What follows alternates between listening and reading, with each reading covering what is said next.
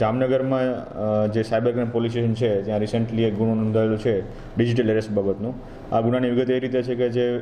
ભોગ બનનાર છે વિક્ટિમ એ પોતાના ઉપર એક કોલ આવેલો કે જેમાં એમને જાણ કરવામાં આવેલી હતી કે તમારા દ્વારા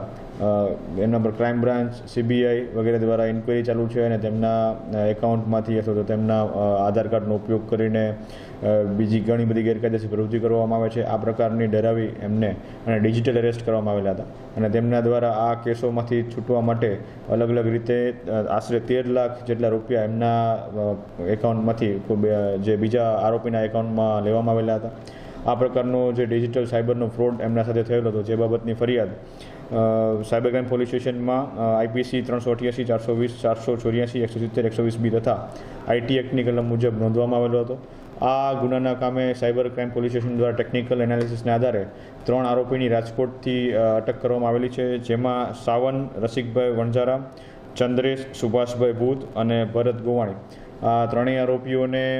કાયદેસરની એરેસ્ટ કરીને તેમના રિમાન્ડ માગવા બાબતની આગળની પ્રોસેસ ચાલુ છે અને આ પ્રકારના કોઈ પણ અજાણ્યા કોલ કે અજાણ્યા કોઈ પણ એજન્સીનો કોલ આવે